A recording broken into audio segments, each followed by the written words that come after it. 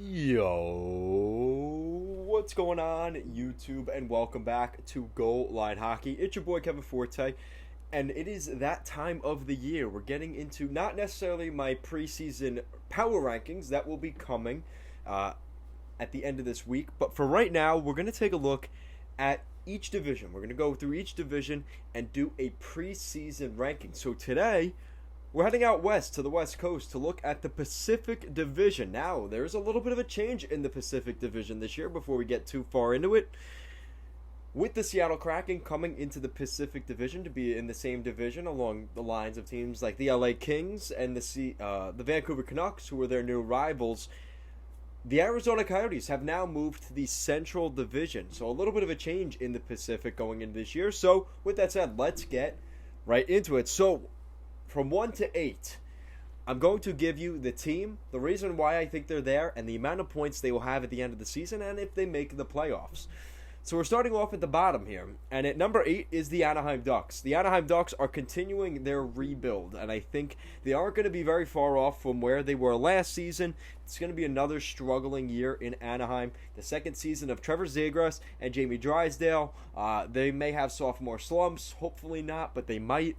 I think it's going to be a difficult year for the Ducks, and John Gibson is their goalie. He's going to keep them in games, so I don't have them as the worst team in the NHL, but I do think they're going to be toward the bottom. Their defense isn't as good as it used to be, and they got a lot of changes up front, which are going to be, I think, it's just going to make it a long year, and I don't think they necessarily have the depth yet, and they didn't add that number one scorer. They're going to struggle to score goals again. I think that's going to be a problem in Anaheim. I have them missing the playoffs, 8th in the division, and 79 points after 82 games this year. All right, so with that said, we're going to move up to number 7, and we are going up north into Canada for number 7. And we are looking at your Calgary Flames. The Calgary Flames will be at the bottom of the teams here in the Northwest. I just don't think Calgary has very good goaltending. I'm not sold on their defense. Yes, I love Rasmus Andersson and Huso Valimaki, but a lot of concerns there. Will the Calgary Flames score goals? I think the key thing in this Pacific Division is who can win those 3-2 games. We've heard that talked about. I heard it on the 32 Thoughts podcast with Elliot Friedman and Jeff Merrick. But there's also been a lot of questions about, can they score? And I don't know if Blake Coleman coming in is going to necessarily add the scoring that they need. They're going to need more than that. And I just don't think they have it this year. And again, they're going to keep things tight. But again, even defensively and with weak goaltending, can they even win those 3-2 games? You don't even have great goaltending. And again, yes, I love Jacob Markstrom, but can he stay healthy for an 82-game schedule? Chris Tanev, can he stay healthy for an 82-game schedule? Some of those Vancouver guys, everybody was cheering about last year when they brought them in. They did have a couple injury issues last year, the two of them. So we'll see what happens. But I have them finishing with 80 points and out of the playoffs. Now, moving up to number 6, kind of a similar story to these other two teams below them. Scoring. Can they score goals? You have Tomas Hertl, Logan Couture, Evander Kane, Kevin Labanc, Timo Meier. You have guys that can score, but are you going to be able to keep the puck out of the net to win those 3-2 games, right? And again, that right side right now is very expensive and not as good as maybe we would have hoped it would be. Erik Karlsson, Brent Burns, Marc-Edouard Vlasic. You could argue those guys on the left side that are way cheaper might be better than those three guys, comparatively on the right side. And I think it's Radim Šimić, Mario Ferraro, who looks like a stud. Watch out for Mario Ferraro in San Jose. And I'm forgetting the other guy. Is it Nikolai Nijov or one of those guys? So I would argue those three are better than the big guns on the blue line. So I think there is some concerns about those three. Will they be able to play? And their goaltending situation. Adin Hill and James Reimer, will that be enough for them? And I think they're gonna stand a chance in the Pacific Division, but I think they will struggle. I think they're gonna finish the season with 84 points and miss the playoffs. I think they will miss once again, and I would expect some changes continually in San Jose. And also watch that kid Will Eklund. He may make the roster here to start the season, so hopefully he has a good rookie season. We'll see. At number 5 is your Seattle Kraken. The Seattle Kraken at number 5. Yes, I know. Some of you may be saying, what? They should be at the top. We'll see about that. The Seattle Kraken, yes, they have good goaltending. Chris Driedger and Philip Grubauer, very good goalies. But this is another team in this Pacific Division in particular. Can they score goals? Is Alexander Wenberg a top 6 center?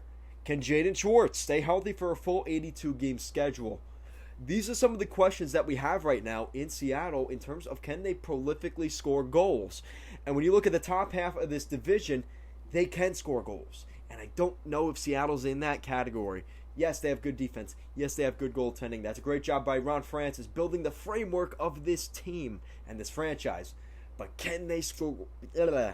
Can they score goals? And I don't know if we can answer that definitively right now. I have them finishing the season 88 points in their inaugural season, but unfortunately, they will miss the 2022 Stanley Cup playoffs.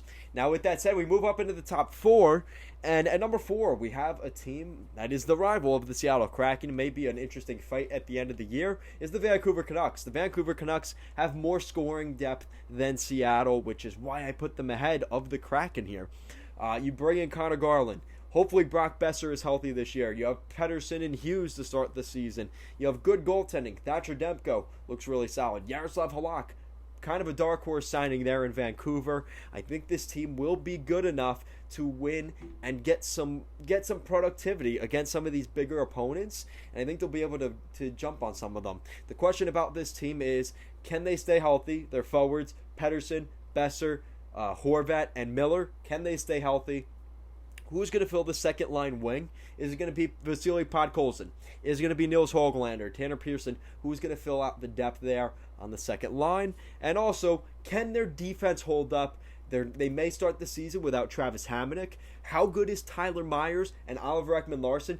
Two very high, household names in the NHL in Myers and Ekman-Larsson. But is their name tag on the back worth more than what they provide on the ice? We're going to see that this season. And can some of the young guys step up? Guys like Jack Rathbone, Olli Juolevi, can they step in as depth defensemen this year? I have the Vancouver Canucks getting 92 points this season, so just 4 more than the Seattle Kraken. And yes, they will make it in the wild card. They will make the Stanley Cup playoffs as the team. Again, I already figured this out, aligning it with the Central Division. They will be the 8th seed in the Western Conference and just sneak into the Stanley Cup playoffs for 2022. So there you go, Vancouver. You're making the playoffs in 2022, at least for now. So now we're getting into the top 3 teams who will clinch a divisional spot, which means they don't need to worry about wild card. So thank goodness there. So at number 3, we're going to start off with a team out in California. Yes, and I'm wearing their jersey today. I have a lot of hype around the Los Angeles Kings. Quentin Byfield has looked very solid in training camp.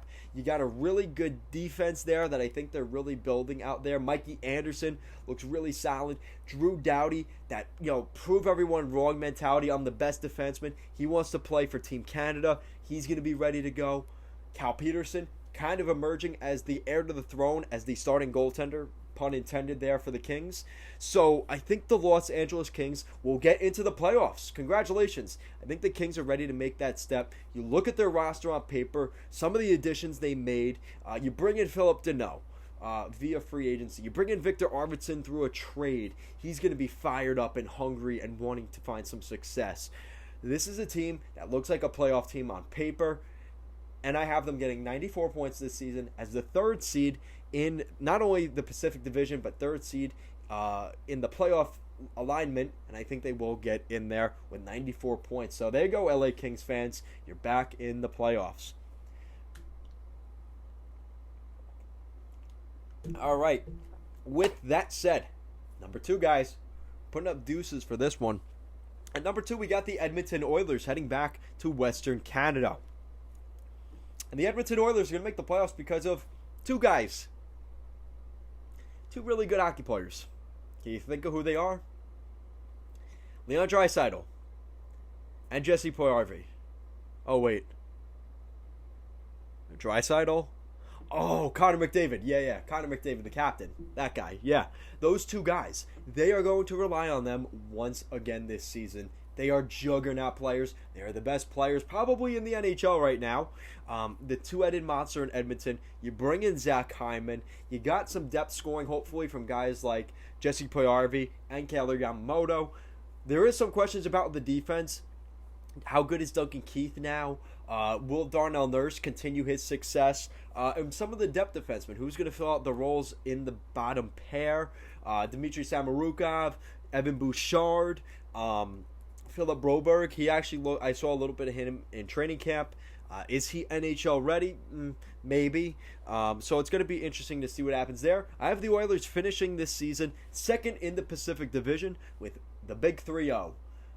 100 points. 100 points for the Edmonton Oilers, and they will be second in that Pacific Division with home ice advantage, and in this format against the Los Angeles Kings. So that means we're up to number 1, ladies and gentlemen, in the Pacific Division. You've done the multiple choice. There's only one team left. We went through the California teams. We went to the Northwestern Canadian teams. We went through Seattle. Who else is there? The Vegas Golden Knights. The Vegas Golden Knights from Sin City will be the Pacific Division champions for 2022. I think the Vegas Golden Knights, despite losing Marc-Andre Fleury, have a really solid roster. They move out Cody Glass. They bring in some more depth centers. They bring in guys like Nolan Patrick. They bring in some other guys like Brett Howden, trying to fill out some roles in that center depth behind Chandler Stevenson and William Karlsson. The question is it good enough? Those are the questions we're always going to ask. They bring in Laurent Brossoit to back up Robin Lehner. I think there is a lot to like in Vegas this year. Pete DeBoer and his system is a really good formula for success, especially in the playoffs. We've seen it before. That run he went on with New Jersey, San Jose, and Vegas hopefully this year. A lot to like with Pete DeBoer's team. I think they finished with 106 points as the Pacific Divisions in 2022, rounding out the top half of the NHL. Only one more team in the NHL will have more points than the Vegas Golden Knights in my prediction, so they don't get the President's Trophy, but they're right in the running. Guys, overall, this division, the theme of this division is who can win those low-scoring games. And that comes down to goaltending. And you look at the teams that are in the playoffs, most of those teams have good goaltending. I mean, you could argue the LA Kings are there, but you got the Oilers, who I think they just have too much talent around the goaltending that they'll be able to survive. But Vancouver, Demko and Halak. LA, Peterson and Jonathan Quick. Edmonton is the one caveat here, but you also have McDavid and Draisaitl, which no other team in the NHL has. You got Mike Smith and Koskinen. And then Vegas, you got Brossoit and Robin Lehner, who is probably top 5 goaltending tandems in the league. So like I said, let me know what you guys think. In the comment section down below, who do you have winning the Pacific Division for the 2022 NHL season? Let me know down below. And if you guys like what we're doing here at Goal Line Hockey, want to see the latest news around the NHL, more videos just like this one, make sure to give this video a big thumbs up and an even bigger subscribe down below. And guys, as always, thank you so much for watching this video. I really mean it when I say that, and I will see you again next time.